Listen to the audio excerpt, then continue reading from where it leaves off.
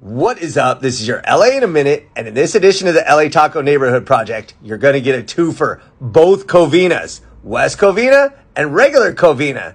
The thing is, this story needs to be told together because the reason why there are two Covinas stems from a pretty nasty problem. Let's get into it. So Covina, as you may have guessed, is the older of the two. For about 8,000 years, it was homeland to the indigenous Kiz, Gabrieleño, and Tongva people, and subsequently became part of Rancho La Puente.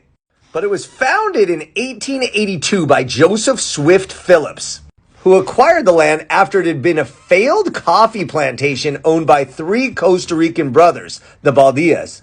But the reason why Covina got its name is from this young engineer, Frederick Eaton. He was so impressed by how the San Gabriel Mountains formed a cove around the vines from the vineyards that had been planted that he combined the two words, cove and vine, and called the new township Covina in 1885.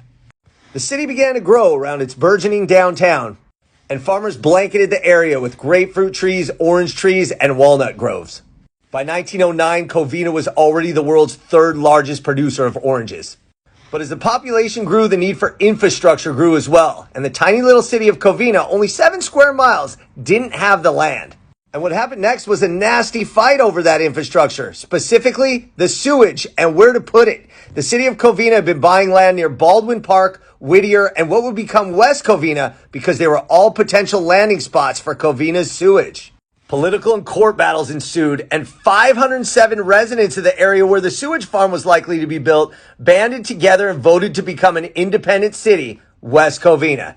Benjamin Franklin Maxon Jr. led the battle and became the first mayor and presided over the flourishing walnut and orange groves of West Covina. West Covina thrived and became one of the fastest growing cities in the United States in the 1950s, with the population exploding tenfold. It was very residential and didn't have any businesses to tax and thus had no revenue, and at the same time became known as the worst speed trap in California. Enough money was raised to repave all the streets of West Covina. Covina continued to grow in the mid-20th century as well, although it practiced redlining, which was an unwritten racial code prohibiting the presence of Mexicans, blacks, and Jewish people.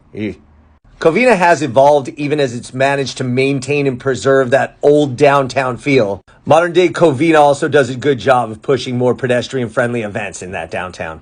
Covina is also the sister city of Jalapa, Mexico, which gifted it a 7-ton Olmec head in 1989, which is now in the city center. And present-day West Covina fashions itself as the headquarters city of the San Gabriel Valley. And what about that sewage farm that was supposed to be built in West Covina and is the reason why West Covina even exists? Well, it ended up being built in regular Covina. All right, LA, it's been a minute.